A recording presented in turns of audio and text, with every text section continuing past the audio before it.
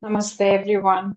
Thank you so much for taking the time out and joining our very first session on exploring Savitri from mathematical, metaphysical point of view. Uh, we are always expecting very few people for this study group because it is very niche subject that we are discussing. But I hope that you have come with your homework because today is a discussion on first 41 lines of Savitri. Before that, I wanted to know how you all doing. How was your month or a week? I think some of us are meeting after a month. Dipankarji, you and me, we had last session almost a month ago, the introductory session. You were there for 15th August session, and after that, we are meeting today. So I hope. Yes, I was there in the first session, and after that, I was been traveling. But what I was doing is I was going through that book, English of Savitri by Shraddhavan. I am going through the process of understanding and reading it, but not much progress in terms of understanding and a relation between, cross subjects. So I would like to be more of a passive learner rather than able to contribute at this stage. No problem. At any point of time in a discussion, if any thought comes, please, you can just raise your hand and you can feel free to contribute. Cross domain is because we are coming from very unique fields ourselves. So I will be when I'm reading Savitri, then I'm only my perspective is purely mathematical. I only Mm. think from those functions, and that's what I see in the lines of Savitri. But then somebody who is uh, participating from the point of view of biotechnology, I think this might be a very different perspective for them. That's why it's a cross domain, because I'll be talking about what I know and how it integrates with biotechnology or the research somebody is doing in a field like biotechnology is something that we are exploring. So it's absolutely fine that if you speak only from the point of view of your research or your work, that is exactly what is expected. Understand. So to begin our session, let's bring ourselves to the room for a minute. I think we should always start with meditation, and we we forgot today. So let's take a moment.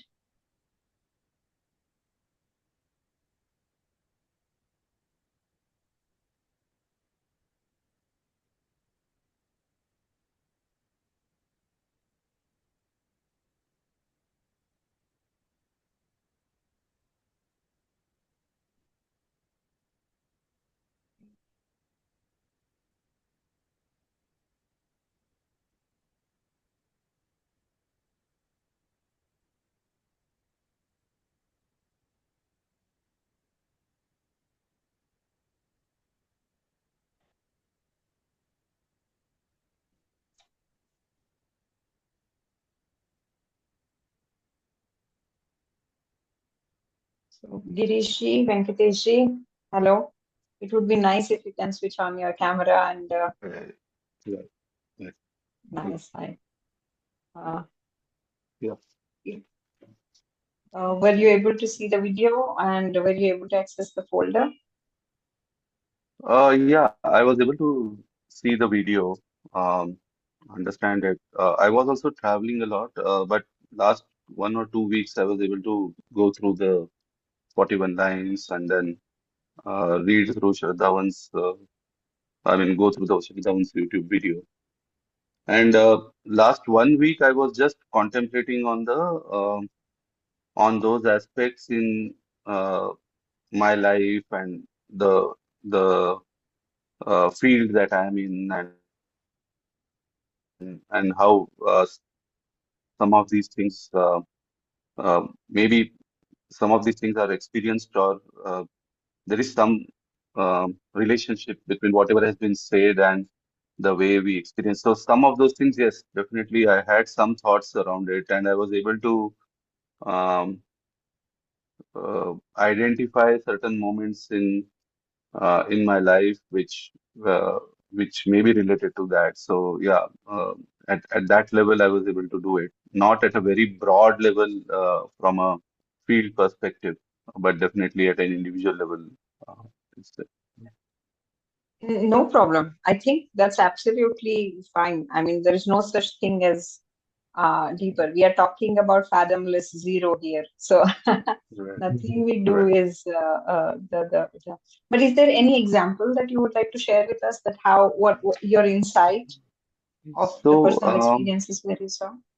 uh, so basically, there are. So the way I found out on those 41 lines is I was able to structure them into like more or less four different areas. One is the darkness and the night side of it. Second is the awareness and the mind uh, piece. Third is the earth, and the fourth is the aspiration. So, and of course, we are talking about the night before the dawn, and uh, the entire feeling before an aspiration starts taking place in your mind, right? So uh, I was able to identify things like when let us say I'm an entrepreneur, and I've started when I was doing the startup stuff and all. So when we go through that phase where uh, there are things like there is the kind of which I don't want to call it darkness, but it is the kind of negativity that fuels in it a lot. And and I was able to identify that. Then the second thing is where uh, there is a statement where we talk about basically it is let me just read it, like recalling the tenebrous room from which it came. So basically, the mind also is not ready to go out, right? Or the we are also not ready to take that particular step out, and we want to be at a comfort level on our own zone and all that. So that is something that I was able to definitely identify. Um, there have been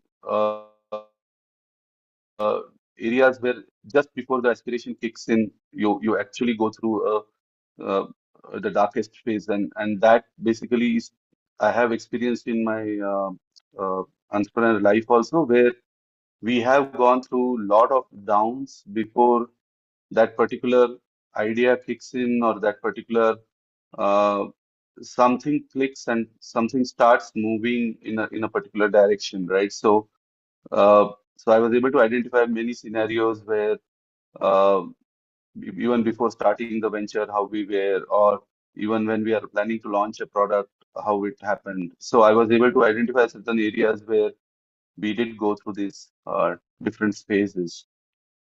And then there is one more thing that I just now realized is there is one line which says that a nameless moment, an unthought idea, an insistent dissatisfied without a name, and something that wished but knew not how to be. In and that I believe uh, where we are talking about some vision which is there, but we don't know how to achieve that. But the vision comes first. So and that uh, comes in our mind many times, like when we discuss and when we thought. So we always think about the idea comes to my mind, but we don't know how it will pan out, how it will be achieved. Um, so those were certain thoughts that keep running into the head when I read this. Yeah, just wanted to share that. Thank you. Thank you so much, Rishi. Thank you for sharing. Namaste, Venkateshri. Uh, if you're there. Uh, Venkateshri, thank you for sharing the document. I read through it. It was wonderful. And just wanted to know if you have some insights for us that we can share from the metaphysics point of view, because you wrote metaphysics over there. Yeah, actually, I wrote, but I don't know whether it is correct or not. The No sentence problem, which sir. Cantos and my interpretation. But what it comes into my mind, I shared it. So for me, like when we talk about this empty things and all, like before the dawn, it's come into my mind about the Big Bang and also about the empty space at that time.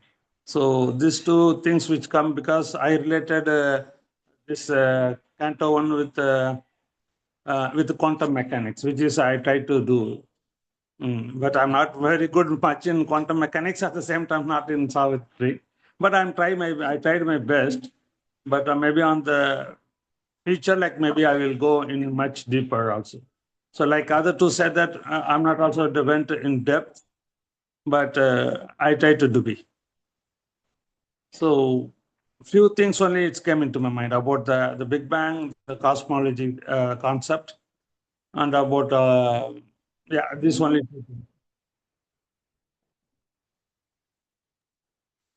Okay. Thank you. Yeah. Thank you for sharing it. Thank you, Tushi. Yeah. Dipankarji, would you like to share some of the insights if you have? Yes, I am primarily a psychologist, and I take it from, I'm looking this entire thing, Savitri, from a psychotherapeutic point of view, completely different. So the first line itself, it was the hour before the dawn. It sets, expectation of the darkness and the impending, the fear, the inconscience, and how the dawn can actually bring about a change within ourselves.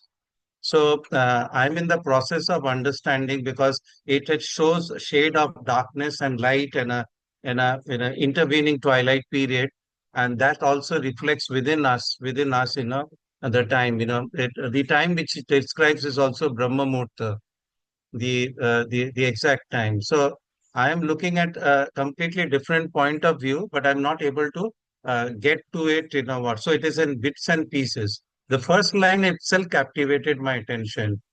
It was the hours when before the gods. So there are elements which can stir at a very individual level, and I'm reading it from that perspective.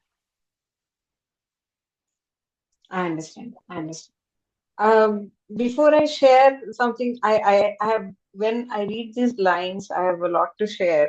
Uh, so I want to share the reason why we started this particular project.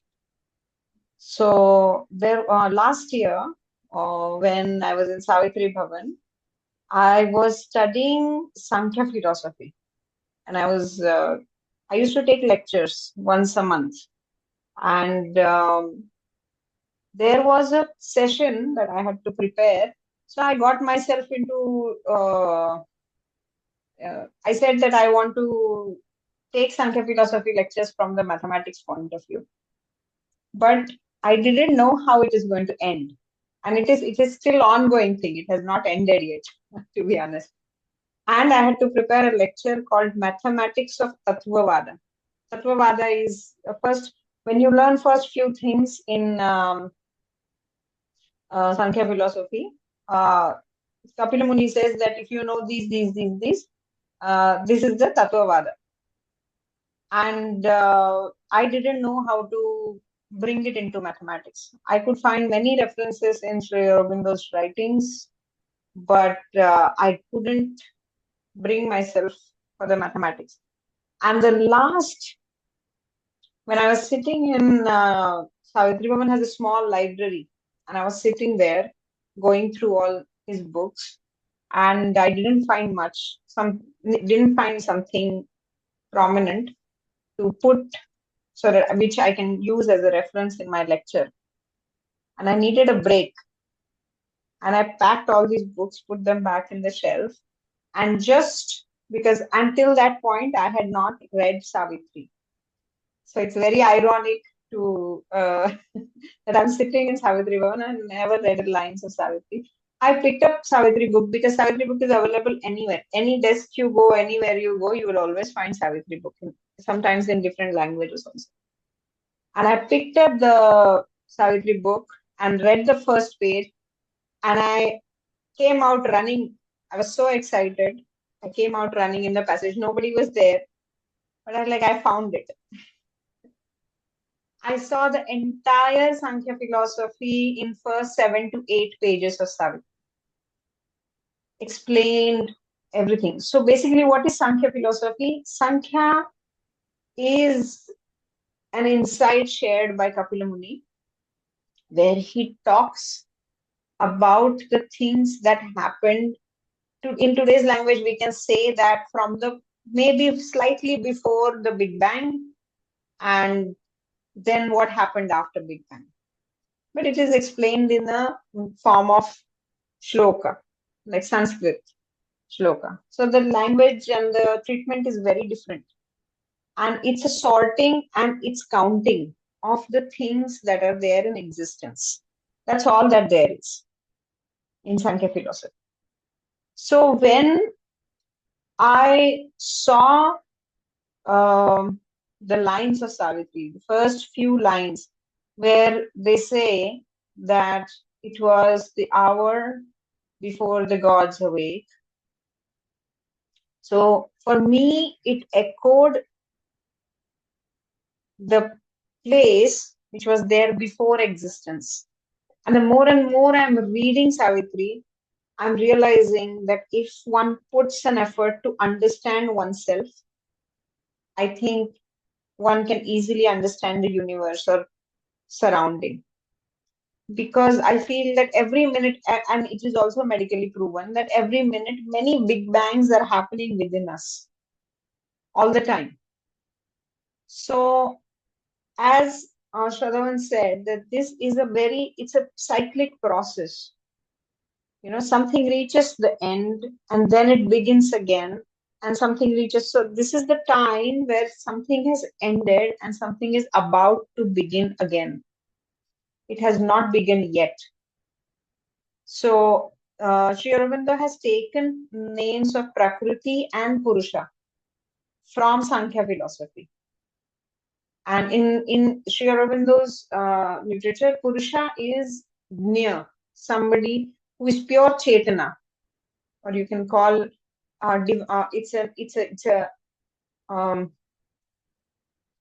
you can we call it Ansh, extract of divine, probably you can say, even if it is not because it's very difficult to actually express and understand what divine is, because they go beyond time, space, and beyond our understanding. They are above the overmind.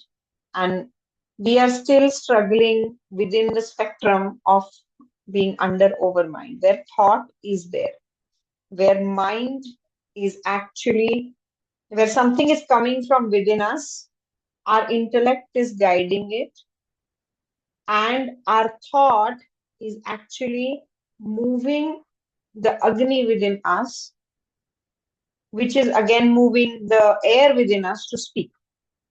So this functionality is still going on within us. There is a shloka on this. Panini, in his Paniniya Shiksha, he says the shloka is Atma buddhya sametyarthan mano yunkte vivakshaya manah kayagni mahanti saf prerayati marutam.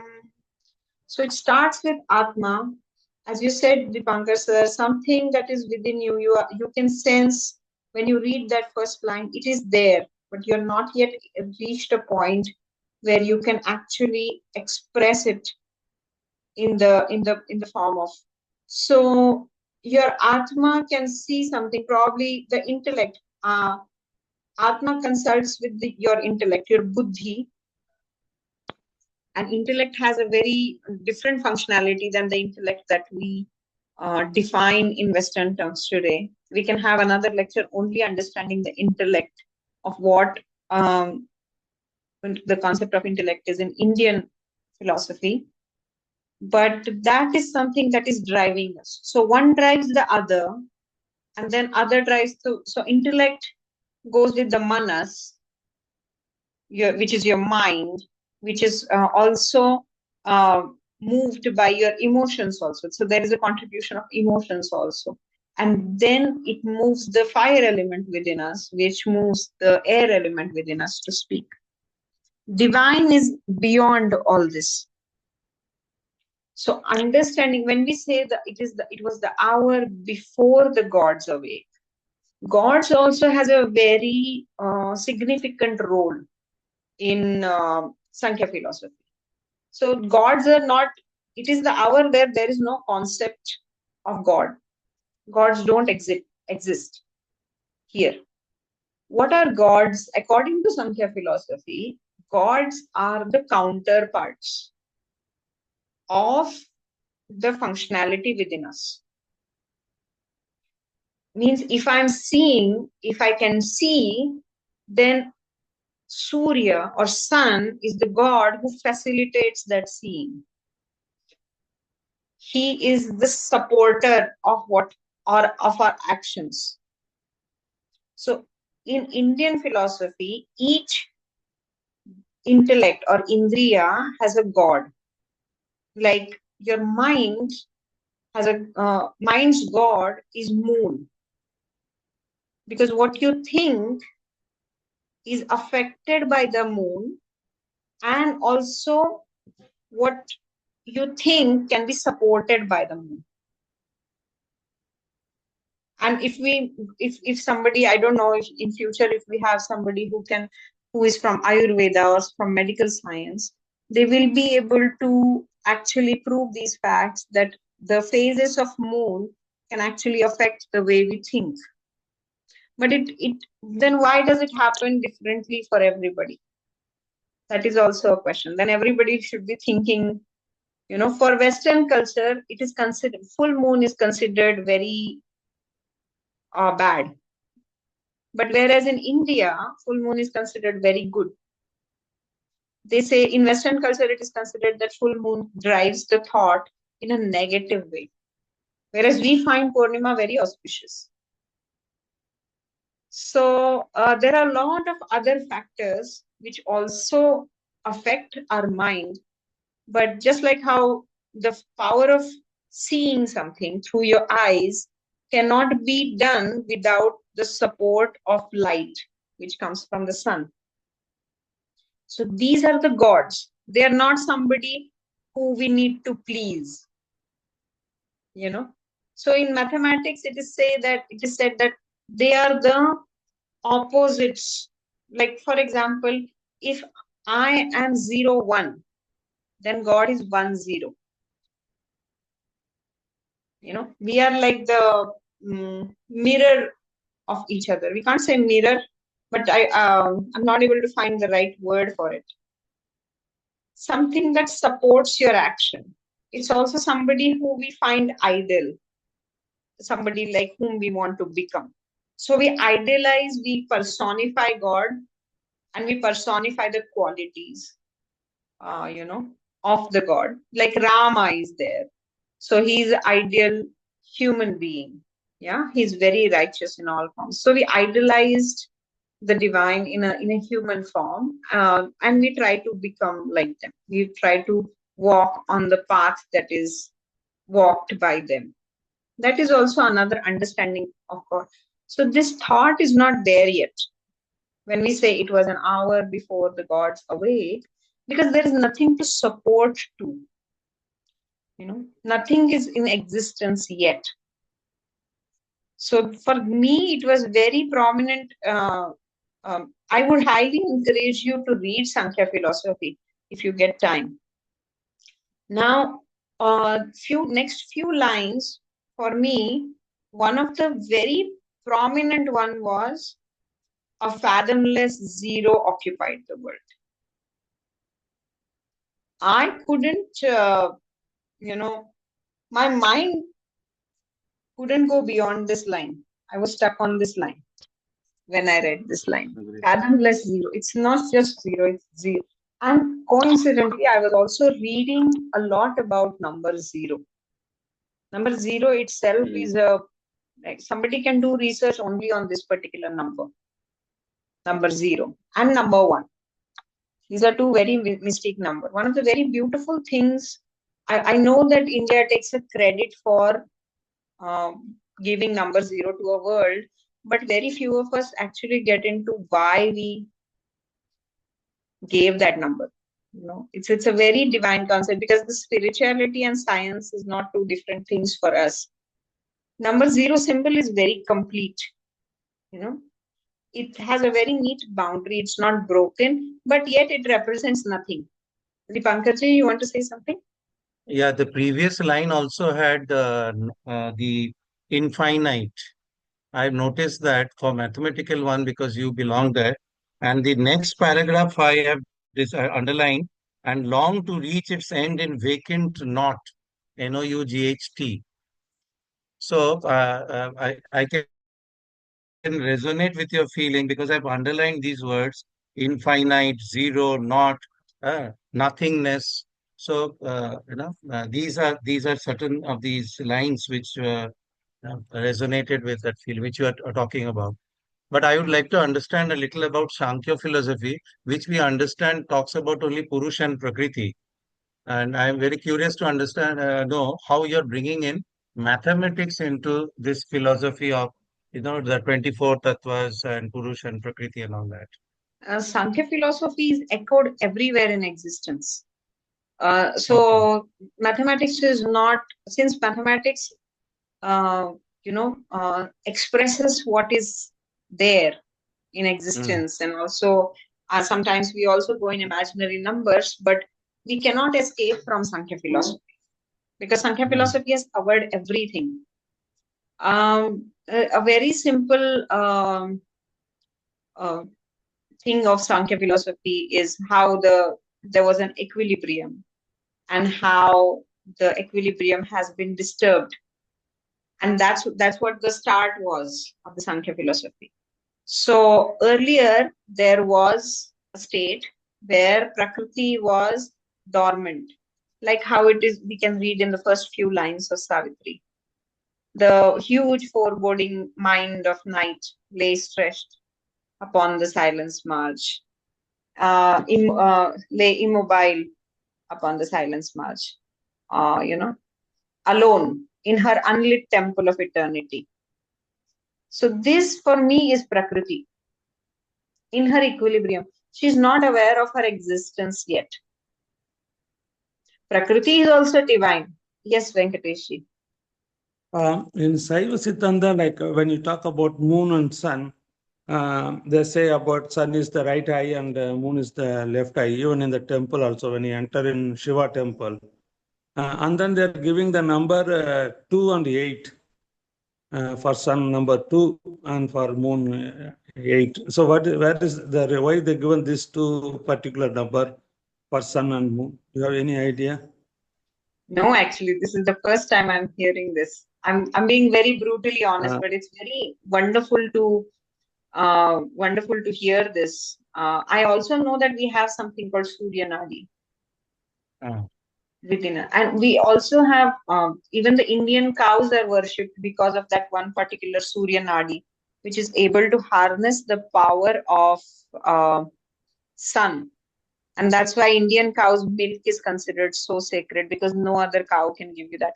But the number association with moon and the sun as something is something we'll have to look into, either in Surya Siddhanta, or maybe we will have to dwell a little bit deeper into astronomy of why is that.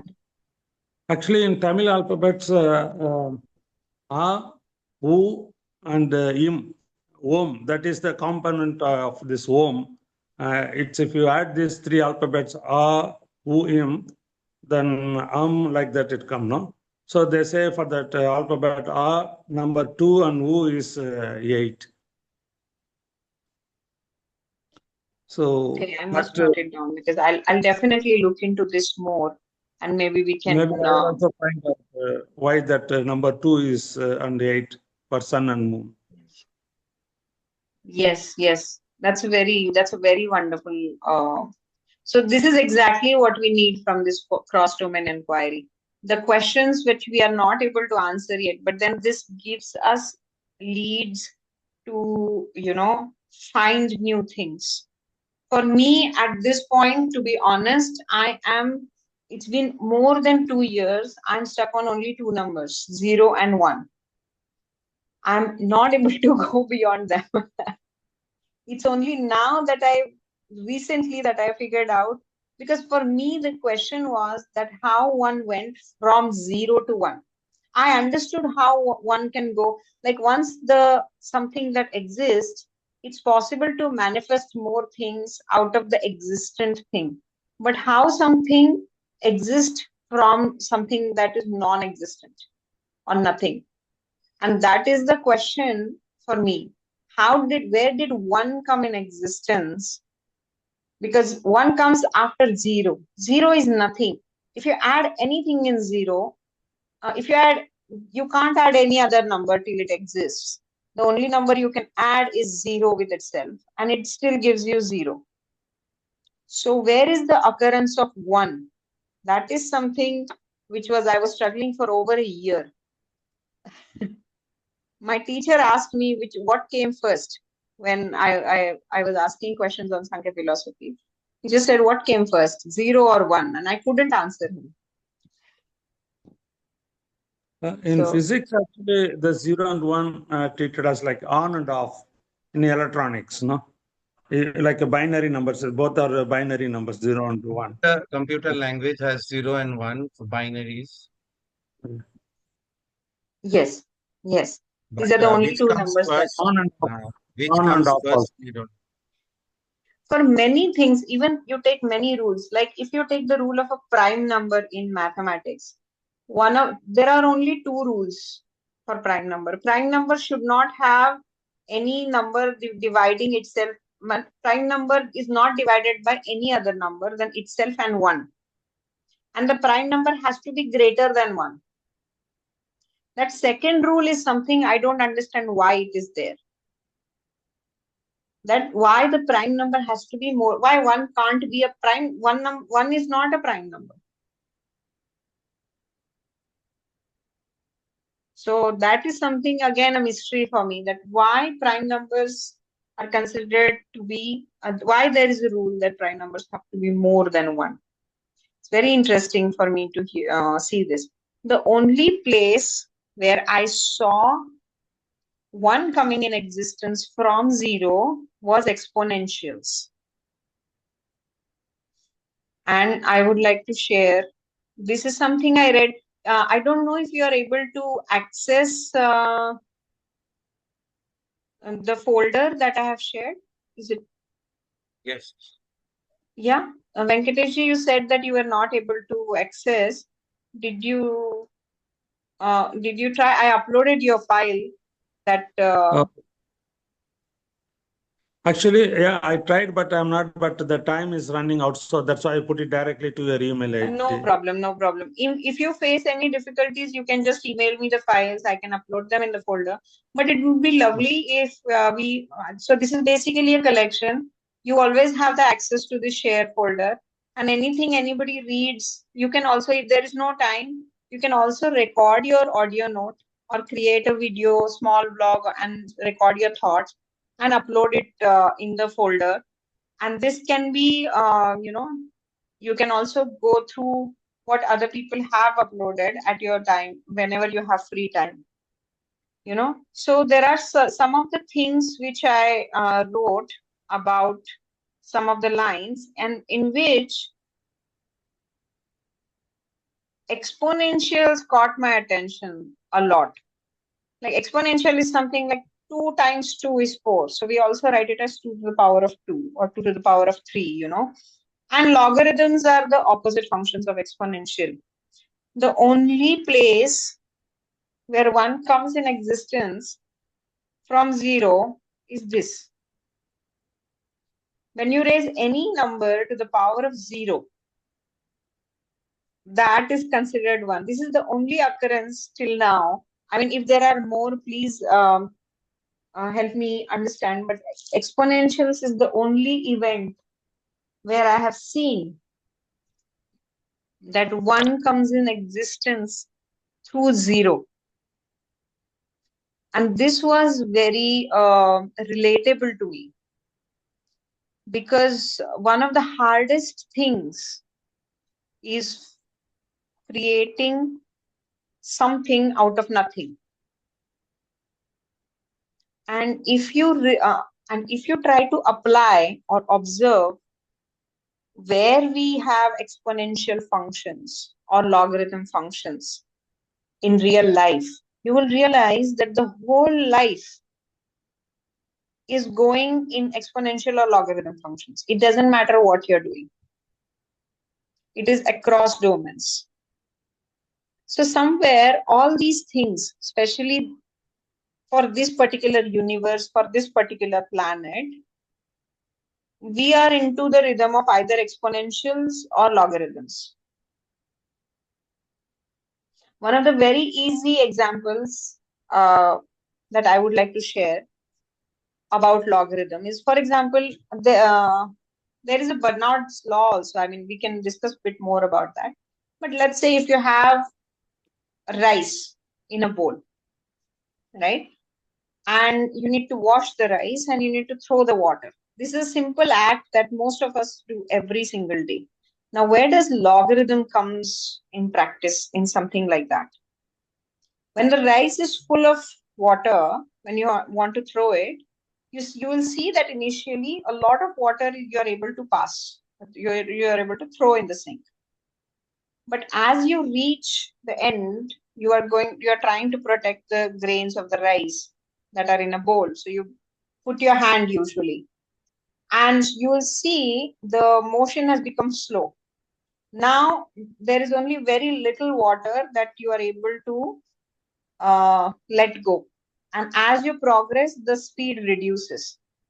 So if you actually mathematically calculate this, the amount of water you threw per second, and if you plot a graph of this from beginning, so the amount of water that you threw in the first second till the end, till you ended the activity, you will realize that the gap is increasing because the amount of water is decreasing. And this will fall into the exact logarithmic graph. It's very funny that we don't relate something like this to mathematics, but how we have embodied mathematics is what I'm trying to point out. And how are you relating this to Savitri's passages? So for me, at this point, exponential and logarithms have become that point where I feel that this event of something coming from nothing, this journey, which Sri Aurobindo has expressed in multiple lines here, this goes on till the line, the impressive skies were neutral, empty, still. I mean, we have not studied it yet, or now we have.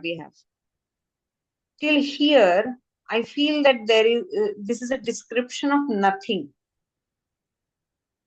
And then after this line, then something in the inscrutable darkness stirred. A nameless movement, an unthought idea. Insistent, dissatisfied, without aim. And next prominent line for me, something that wished but knew not how to be. Teased the inconscient to wake ignorance. For me, these lines somewhere express this journey from 0 to 1. I'm still not able to fully fathom how I should put it mathematically, but at least I have figured that this goes, I mean, I should study more into exponentials and logarithms if I want to explore this line. This is where I have reached in last few months for this particular uh, line. I don't have answers for uh, it yet.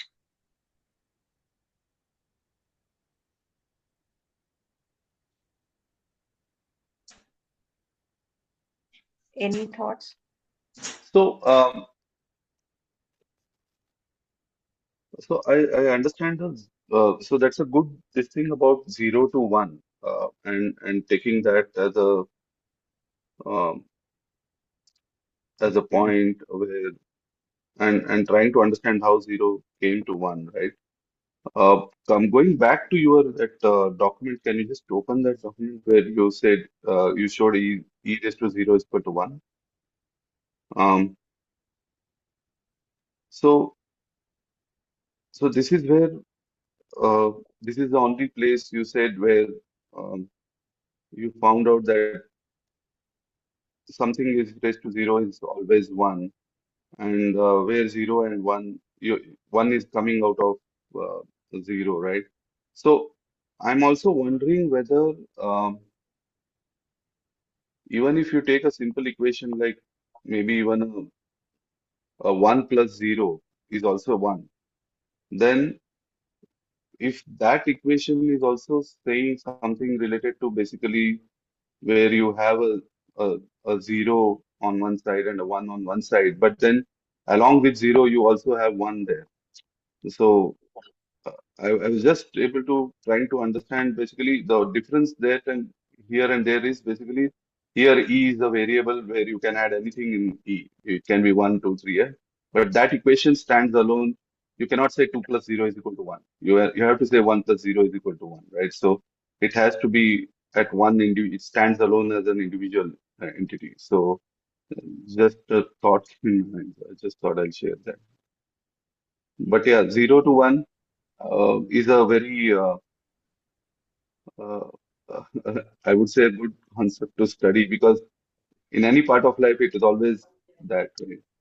And then if you take the life entirely, you come from 0, you become 1, and then you again go back to 0. So that's the cycle.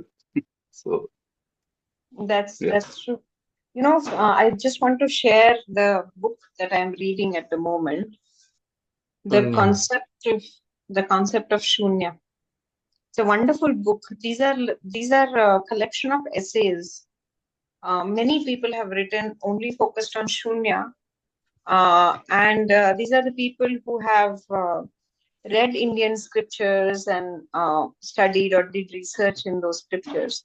One of the common things that I'm coming across is the how they toggle between the concepts of zero and infinity. For me, I mean, it sounds like these are two concepts which are very close or similar, very strangely. So it But feels like, sorry? yeah, but no, but then you have the equation which is 1 upon 0 is equal to infinity, right? And that is where you have the entire gamut coming together, right? You have a 0, you have a 1, and you have the infinity also in that equation. So infinity is also another concept. Whenever we cannot fathom the magnitude, we call it infinity, right?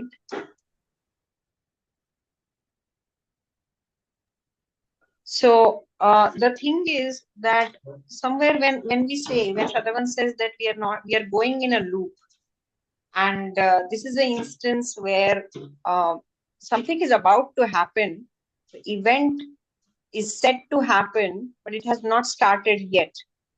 And that is the point. So that means something has just finished, and again something is about to happen.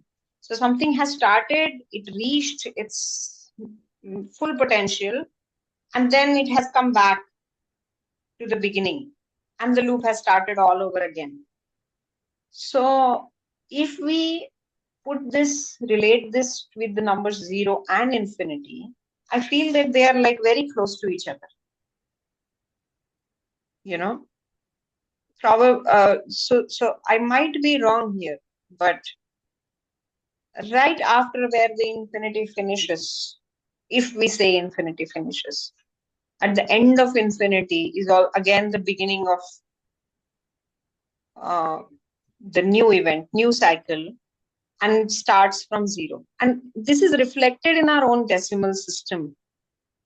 Actually, this is also somewhat related to singularity and like now from singularity, okay, the universe starts, maybe at a certain time, the universe will be collapsed back and it comes back to the singularity. Yes, yes. So something is, and it's repeating on very small levels also. If we observe very carefully, even in our life, if we see the events which are happening within us or around us, somewhere there is a pattern, and the They same say pattern is every yuga, after every yuga, there is like no certain period of an years is called yuga. After then, the second yuga starts. In between, there will be a complete silent. yes, Yeah, like we say that Lord Krishna is on the banyan leaf. So that where it is also called the Sunya thing will come. yes. So there's Nothing there. silence. Yes, and even this whole loop is expressed in one bija mantra, which is Om, where it starts from O, U, and then there is a silence after that. So if we there in actual Vedic chanting, Om has Om is a five. So basically, Syllabus. a o a o. So when you say o, if it is three matras, then one matra has to be for and then there should be a silence of one matra before you again do om again. So we are talking about this silence, and somewhere at the end of this silence is where our poem starts. We are still in that silence. This is what comes to me when, so it starts with zero again, like how everything resets in decimal number system. Whenever you reach 9, that place value becomes 0. It's reset to 0. And then 1 is added to, let's say, next place. Let's say 10th place. Then you get 10. That's how you get number 10. And then again the loop starts, 11, 12, 13. When it reaches 19, again 9 becomes 0. And 1 is added in the next place. And it goes on and on and on. It echoes the same philosophy of what you said, Chatur Yuga.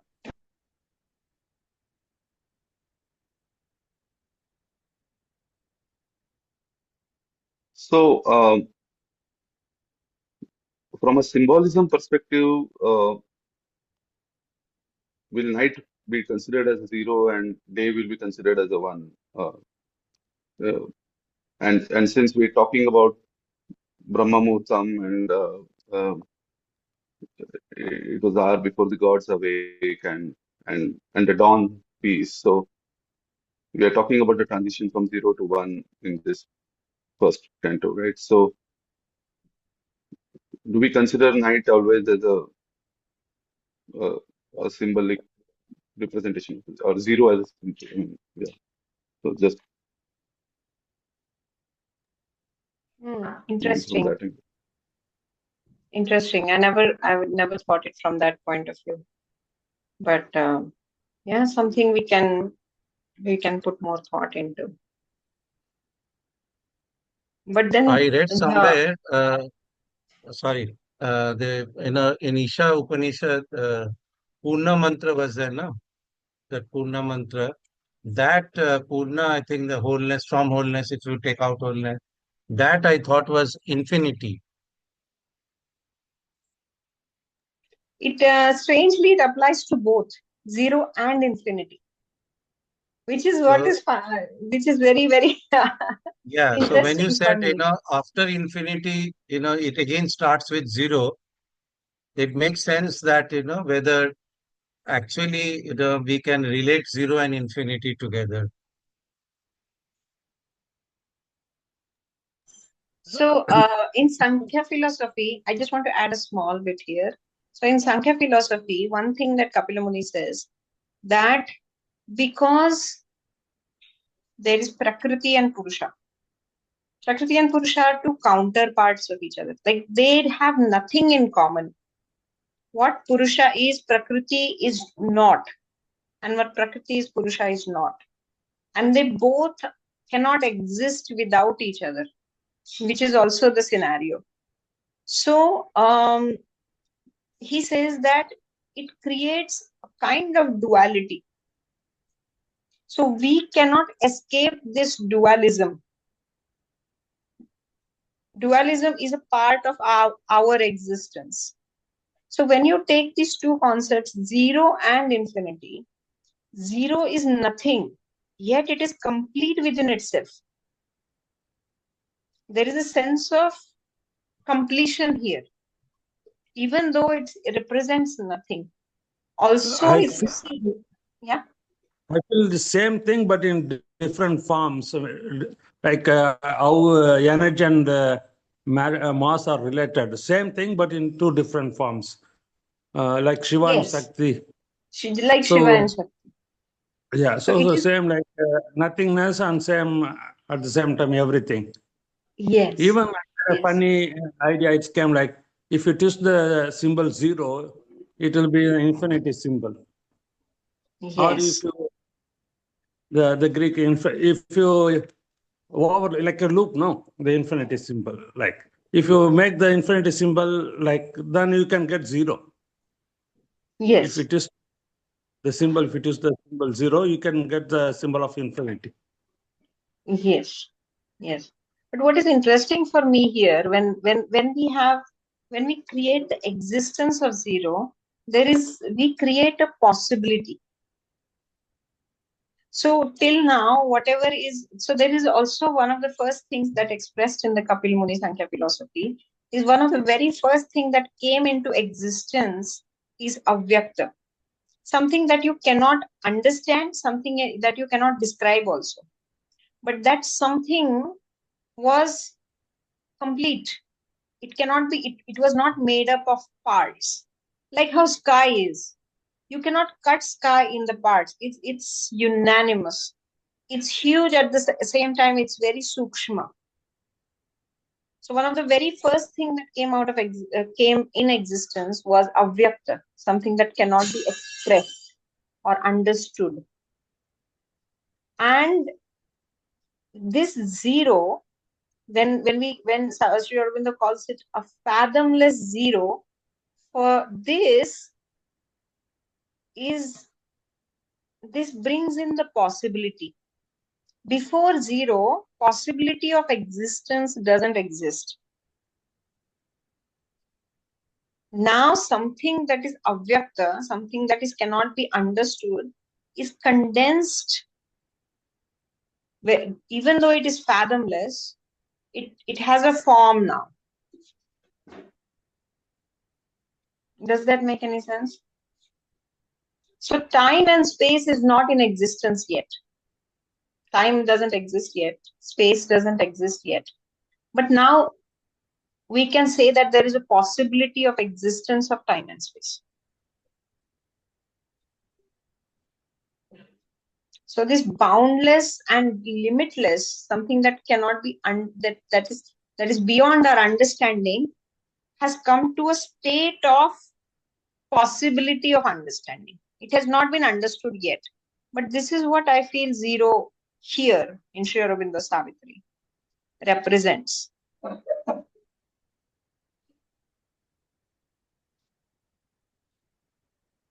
I read a book a long time back.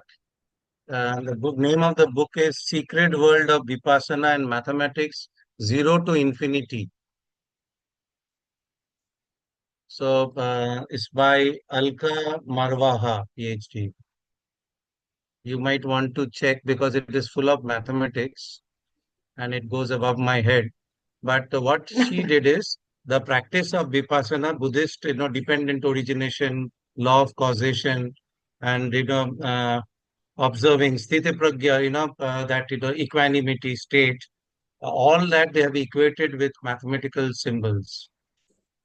Yes. Yes.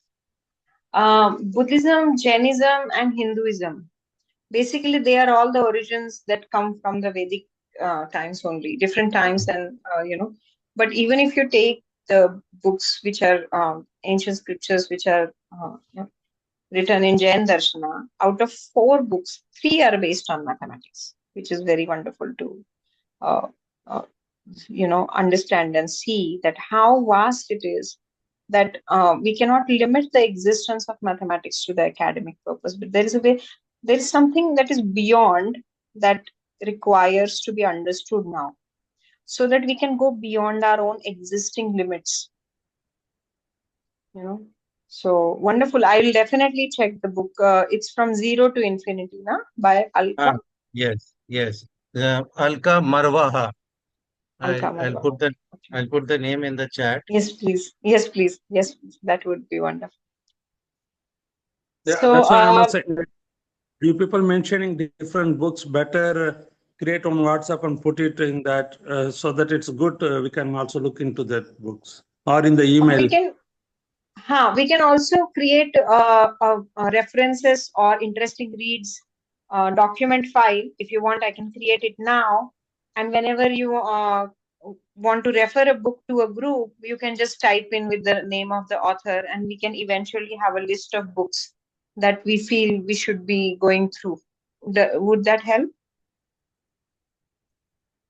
Yeah, sure. Yeah. Yeah, 100%. It will help.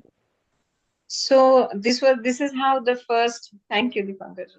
So this In is this book, how. in this book, what they say is infinity is equal to divinity. Yes. But what you said also makes sense, is that there is a correlation between zero and infinity. So that mathematical correlation will have to relate. True. True. But how are you This is relating these concepts into Savitri is something which should be interesting. It will come. To be honest, I don't have answers to these questions yet. How we go further? So basically, I'll have to keep studying, get into deep study of mathematics on the side by side into Savitri. And there are a lot of things which I can sense, but I don't know how yet, how to express them. Can I ask a question? For Yes, my please. subject, it will be mainly psychology or Sri Aurobindo's integral yoga psychology, IYP. Can I relate this to, Savitri's, that, Aurobindo's integral, or is it too evident? I feel that Savitri echoes in the whole existence. Mother said that the entire existence is crammed into one book. So Yes. I have a very strong faith that it doesn't matter which way. I mean, psychology goes very close with human mind, and I, I have a very positive feeling that there might be some things, that some insights which Savitri is capable of giving, even I mean for psychology. And but I have never studied psychology personally, so it will be very interesting for me to witness how. No, this will be mainly Aurobindo's integral yoga, IYP psychology, and versus Savitri, how he has used those concepts. Yes. We will also do Sankhya philosophy side by sides, because these insights, sometimes it's hard for me to explain them without referring to Sankhya philosophy. So somewhere along the line, I feel that Sankhya philosophy is also very useful for people who are studying and practicing psychology. So I will definitely refer the link of the book. It's available on archives. It's with English translation. So I'll create a folder today, and I'll put it on the shared folder, of our references. And I would highly suggest that you read through the Sankhya philosophy ones also. Yes. Very much required. Yeah. So these are how usually our discussions will go. Whenever we meet. So next we meet is 15 days from today. So next Friday we don't meet. And then after that, whichever is Friday, same time, 8 to 9, we will have our session. Should we finish Canto 1 before we go to the next? Because all the cantos are not selected. I see that the secret knowledge is expressed more. So probably after Canto 1, we will try secret knowledge. If it is too overwhelming, we will come back to Canto 2. But we will finish Canto 1 and then we will move on to the next canto. Is Sure. that okay? Yeah. Yeah. Okay. Okay, then let's take a moment to bring ourselves back together and before we conclude the session.